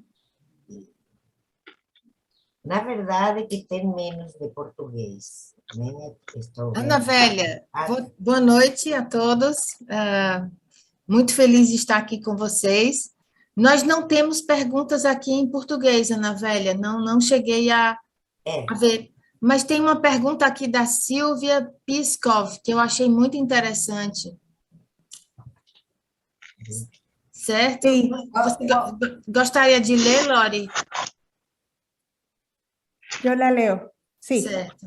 Antes de darle voz a Mirta y Ana Rosa, voy a leer la pregunta de Silvia, que es para todos los expositores. ¿Consideran que los riesgos que enfrenta las democracias en nuestros países amenazan a nuestras prácticas psicoanalíticas? Quem quer começar? Pergunta, né, que Ricardo fizemos um webinar até, né, que agora os pacientes, quer dizer, antes tínhamos a vida pessoal do analista, não se misturava com a dos analisandos. E hoje a política e a pandemia fez com que determinados temas sejam comuns, como foi essa eclosão política dada pela pandemia, ou a pandemia produziu uma eclosão política no mundo inteiro também, não somente latino-americano. Temos um vício de falar mal de nós. Mas aí, Julio levantou a mão, pode responder. Entiendo que es una doble pregunta, ¿no? Que la pandemia amenaza nuestro transcurrir psicoanalítico, por supuesto, y me encanta que lo amenace, que nos conmueva por esa frase que yo decía que pensábamos con Janine, de que todo estaba ya listo para ser igual a sí mismo, ¿no? Versiones repetidas de lo mismo que estaba encapsulado. Y esto lo que viene a decir es que no es así, es que pasan elementos que están disruptivos constantemente, y esas disrupciones son favorecidas, favorecen lo que pasa. Por otro lado, la democracia también le puede pasar lo mismo. Puede ser que esta pandemia sea usada, yo entiendo muy poco de democracia, cada vez menos, pero entiendo que puede ser que sea usada en contra de las instituciones democráticas, o que puede ser usada para renovarlas. No lo sé, realmente no lo sé. Me parece muy bueno que alguien se haya interrogado si van juntos o no. A pergunta foi direcionada para a mesa. Perdón. O que vocês acham? Pode falar, cara. Perdón, Mirta. Sí, bueno, yo pedí. No, más pidió, pero tienen la palabra los expositores, que a pregunta fue para los expositores. Bueno, Pode yo pedí la palabra. Sí. falar. Sí. No, me parecía que... ¿Se escucha? Sí. Sí. Me parece adecuada la pregunta de Silvia. Digamos, coincido con lo que se estaba planteando recién, ¿no? Así que es importante que se esté planteando esto. Yo creo que siempre hay una amenaza. Pero uno podría decir, bueno, quizás si quisiéramos estar en dos puntos de esta mesa, que es la situación y los vínculos, uno diría, bueno, esa es la situación. Y además no podría ser de otra manera, ¿no? Es decir, esto tiene que ver con los vínculos. El vínculo alude, tanto puede ser a la relación paciente-analista, el vínculo que se da a nivel social, el vínculo a nivel de la política, etc. Por supuesto, tiene especificidades, pero, digamos, no podría ser de otra manera, así como digamos, yo creo que si no se instala un vínculo no hay análisis, esa es mi posición, digamos, mi impresión es esto, que se necesita de un vínculo para que haya una producción analítica, donde el terreno estén los objetos, las pulsiones, etc. Bueno, a nivel de la política y a nivel de la interacción social también creo que esto hace que esto esté permanentemente amenazado. Igual creo que la situación de amenaza también incluye de algún modo la nueva generación de situaciones, la regeneración, la posibilidad de algo nuevo. ¿Se entiende? Bueno. Yo quería, totalmente de acuerdo con lo que han dicho los colegas, me parece que la amenaza a la democracia en América Latina no es de ahora, ha estado siempre, y es una característica quizá peculiar de América Latina. Estoy de acuerdo en que hablar de democracia hoy en día es un tema complicado, ¿no? Pero bueno, creo que a lo largo del continente, colegas que han vivido en países con dictaduras o con gobiernos totalitarios, hoy en día Venezuela, en el pasado Argentina, en el pasado Brasil, y hay también dictaduras que no parecen que lo son, pero ahí están también. Yo creo que no podemos ignorar estos lugares donde pareciera que hay democracia, pero en realidad no es así, y a mí me parece que nos lleva, estoy totalmente de acuerdo, es imposible que lo que está pasando afuera no influya en el vínculo analítico. Y sería tristísimo si fuera así. Esta parte de pensarnos neutrales, sabemos que hoy en día la neutralidad en ese concepto es prácticamente caduca en muchos sentidos. Por supuesto que hay que respetar el encuadre y respetar el proceso, todo eso ni siquiera es cuestionable para mí. Pero creo que los psicoanalistas cada vez más estamos conscientes que o estamos conscientes y conectados con la cultura, o qué análisis estamos haciendo. No es solo lo intrapsíquico, no podemos solo quedarnos en lo intrapsíquico, porque nos perdemos una riqueza extraordinaria en el análisis. Y estaba yo pensando de las cosas que yo mencioné, la violencia de género hoy en día no tiene que ser alguien que mata a la esposa, es decir, hay que escuchar estos temas subyacentes de la cultura que están todo el tiempo ahí presentes en el análisis y que quizás los damos por hecho. No, es que a ellos no les pasa, pero están en el material de los pacientes. Y los que hemos trabajado en la comunidad hemos aprendido que escuchas diferente. Una vez que sales a la comunidad, no es la misma escucha. Y creo que eso enriquece la postura analítica y la escucha analítica. Entonces creo que es fundamental, ¿no? Sin duda, creo que va por ahí. Aline, você quer responder essa pergunta também? Eu gostaria só de complementar, na verdade, assim, porque os colegas já, acho que já falaram de uma forma brilhante, assim, né? Concordo muito com a Dália, assim. No Brasil, assim, a gente se vê muito afetado, né? Tem todo um... E não tem como negar isso, né? No sentido de que tem um desmanche, né? A nível meio generalizado, assim, da questão de políticas públicas, enfim, né, e um ataque a pesquisas, às universidades, né, e tudo isso reflete, não tem como não refletir, né? Assim como a gente escuta, por exemplo, na nossa equipe, né, colegas que são de diferentes países falando sobre as suas vivências e o nível de violência em seus países, né, e como é que fica a psicanálise, que escuta é aceita, né, diante disso, né? Então, concordo muito com o que a Dália falou. Assim. Passamos, então, a palavra para os que levantaram a mão, Mirta, Ana Rosa, Carmen, Gregório e Carlos novamente. En esa orden, respetando 2 minutitos cada uno para podermos pasar para el debate final y voltar para otra mesa. Tá bom? Falo 2 porque eu sei que vão falar mais. Fala, Mirta. Bueno. No, yo ya había pedido la palabra. No la bajé. Bueno. No la bajé.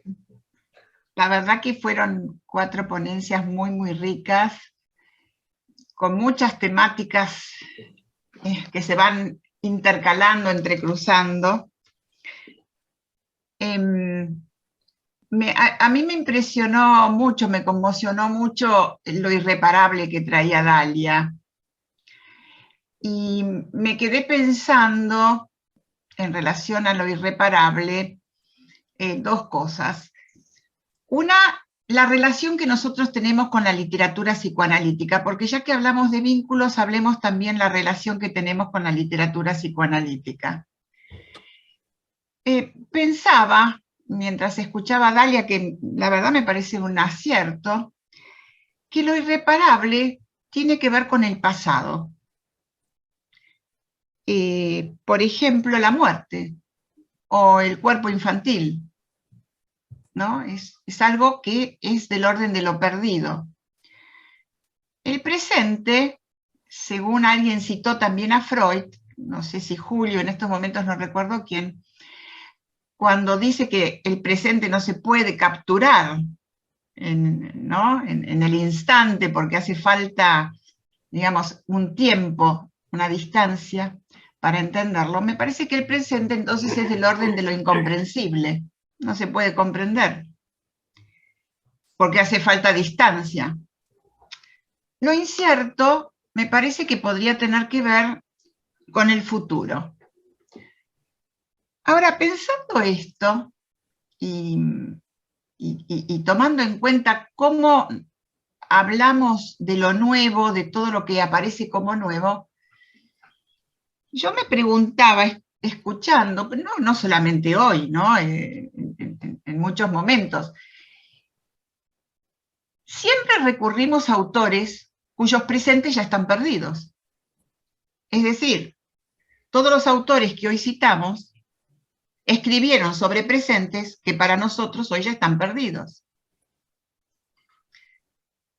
Entonces la pregunta que me hacía es, ¿leemos los testimonios de los analistas que ahora están escribiendo sobre problemáticas clínicas en relación a la pandemia? Esta pregunta me la hago, lo comparto con ustedes, no sé si es correcta, incorrecta, pero quizás es una preocupación. Por ejemplo, un infectólogo hoy tiene que leer el último paper. No puede recurrir a las autorías anteriores, porque si bien son basamento de las investigaciones actuales, son también ya pasado. Entonces me parece que una de las cosas, lo digo como inquietud, no sé si lo pregunto como a ver qué piensan, si les resulta interesante pensarlo.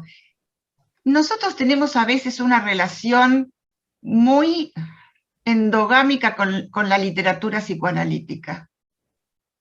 Incluso me parece que a veces se nos obstaculiza, se nos dificulta leer a autores que en estos momentos, psicoanalistas actuales, contemporáneos, que en estos momentos están produciendo respecto de esto que nosotros decimos, la pandemia trae algo nuevo. Lo inesperado puede surgir. Bueno, esto me preocupa, lo traigo como una preocupación.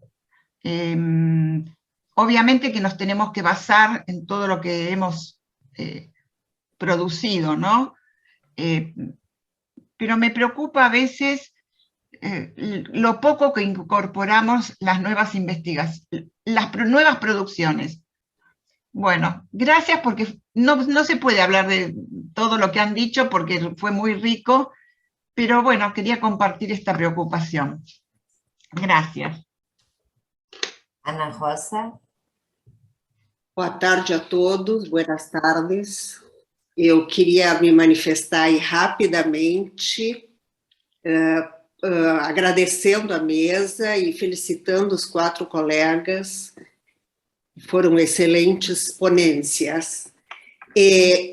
Como eu sei que temos pouquinho tempo, eu queria, assim como a Mirta, manifestar uma inquietude, uma preocupação que é com o uso polissêmico da palavra vínculos.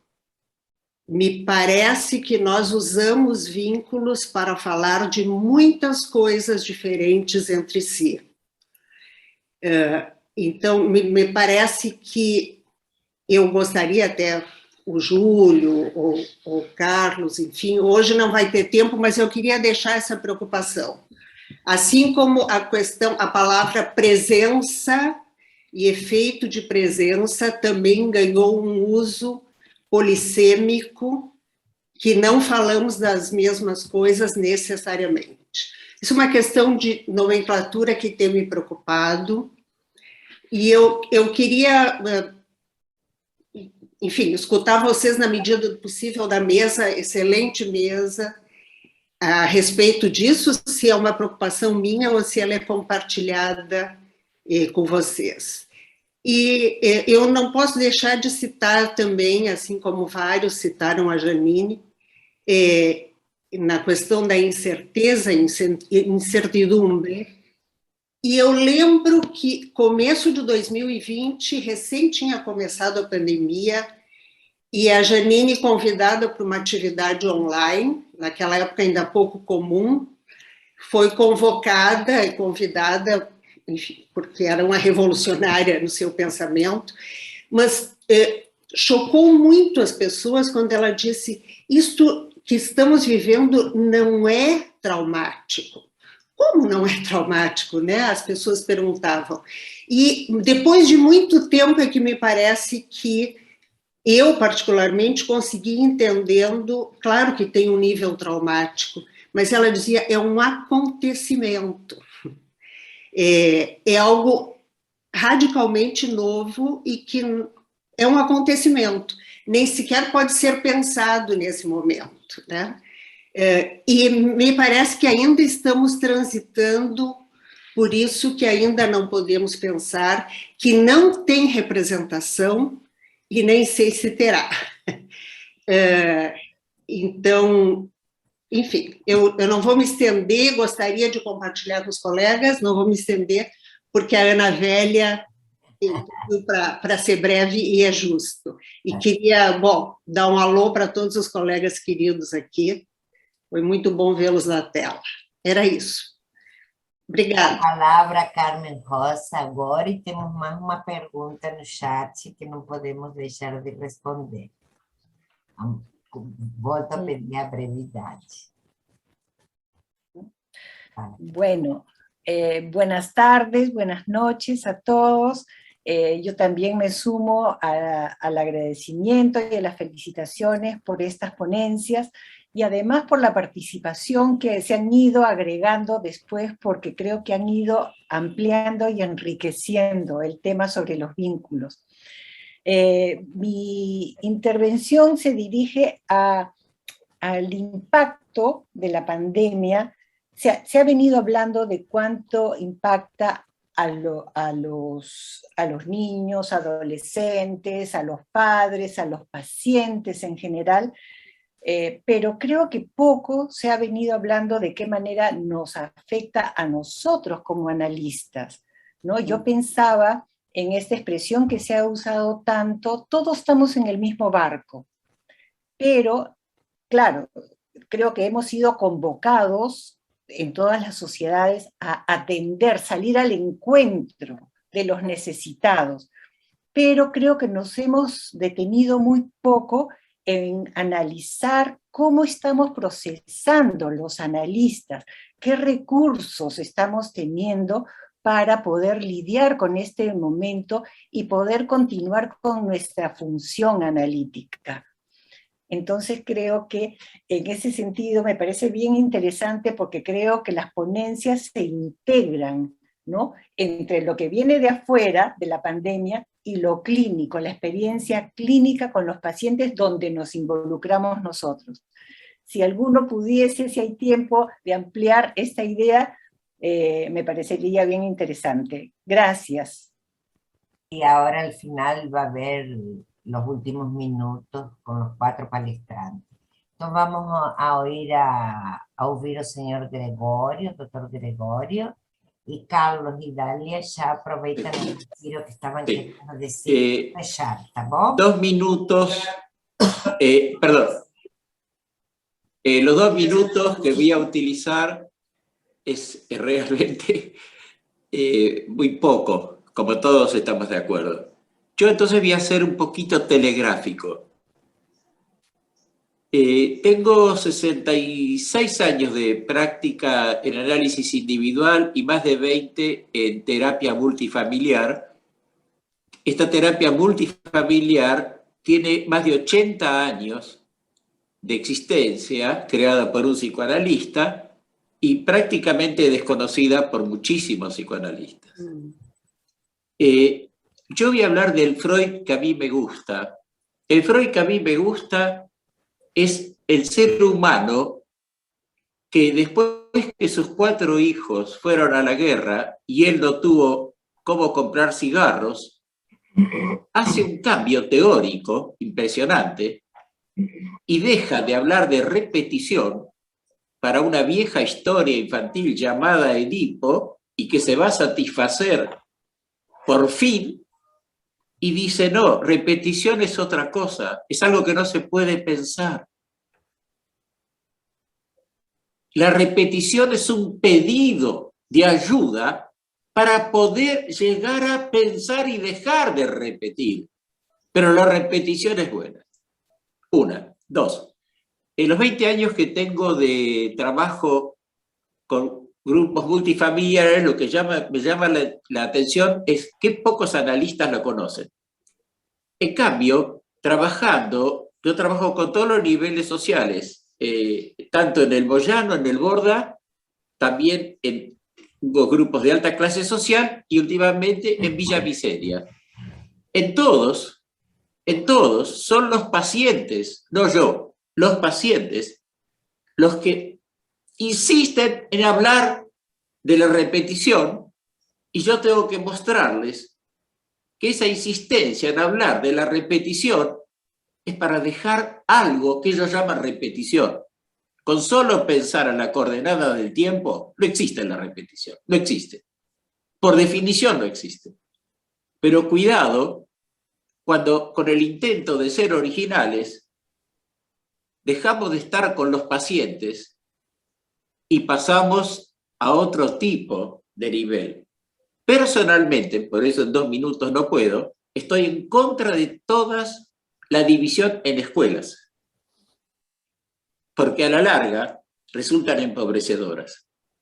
De la misma manera que tengamos que hablar como una novedad, hablar de los vínculos, me parece un disparate.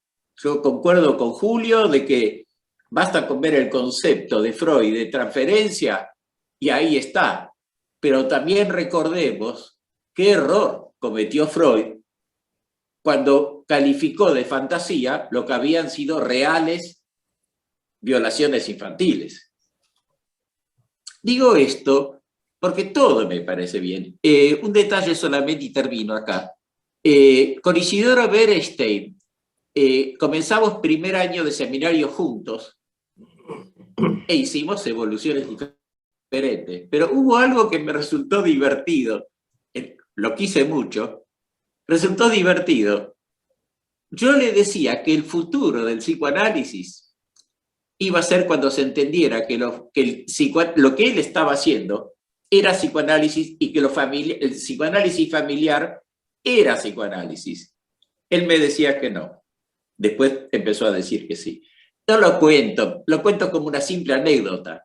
Me parece muy interesante esto, pero si yo pregunto, si yo tomo de todos los que están presentes, ¿cuántos saben realmente en qué consiste el psicoanálisis multifamiliar? No lo saben. Y cuando los invitamos, vienen 1 o 2 veces y no vienen más. No estoy hablando de panacea. Estoy hablando de cuando Freud dijo, repetición pide un pedido de ayuda para sentir y pensar en la actualidad aquello en lo cual estamos atrapados. Nada más. Muito obrigada, doutor Gregório. Tem a palavra agora os 4 exponentes para fechar. Eu vi o diálogo de Dália com nossa querida Maria Waldi, que está aqui presente comentando. Então, Dejo por conta de vocês, se querem começar em ordem, como começamos, ou querem aí, Carlos se inscreveu, Dália se inscreveu, depois a Aline fecha o Dr. Júlio, pode ser? Então, Sí. fala, Carlos. Bueno, ¿hablo yo ahora?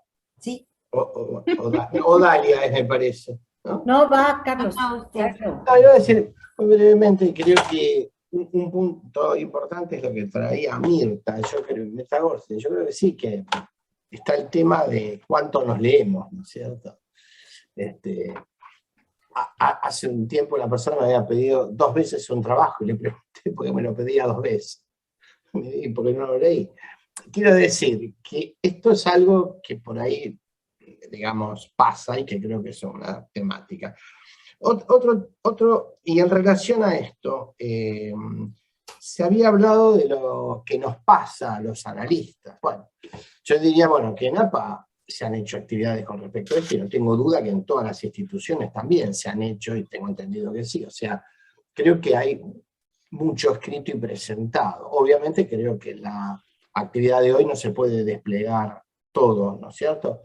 Pero lo que sí diría es que, más aún, creo que una de las cosas que a veces más necesitamos los analistas es contarnos lo que nos pasa. Más allá que esté contado de una manera, más, entre comillas, científica o menos. Aún así yo diría, bueno, pero también mucho de lo que nos pasa está en el relato de nuestros pacientes, ¿no? Es decir, quiero decir que cuando uno trae sus viñetas, en este caso yo traje, en otras ocasiones traen otros, también eso que uno ve en otros, no igual, también dice de cosas que le puede pasar o que le pasa al analista. Otra cuestión es que, sí, estoy de acuerdo con el tema de la fantasía, hacemos un pase de la fantasía a los hechos reales. Mi posición es que creo que, bueno, están las dos cosas, ¿no? En la historia, a la fantasía y los hechos reales, para que no hagamos un pase específico a una posición y lo vayamos, ¿no? Es decir, creo que Freud no vio una serie de cosas, pero creo que el tema es esto. Por último, con respecto al pedido de vínculo, yo creo que es difícil definir vínculo, me parece que ha crecido tanto, se ha descrito tanto, está en tantas situaciones, quizás uno podría describirlo en distintas situaciones y en distintos contextos. Yo supervisé, estudié y trabajé muchos años con Janine Puget, y esto era algo que sí acordábamos, que realmente, digamos, cada vez se ha hecho más grande la idea de vínculo, y creo que es imposible pretender darle una sola definición. Habría que ver y decir, ¿y en qué contexto? ¿Y en qué situación? En la de análisis, en la pareja, etc. Bueno, eso. Dalia.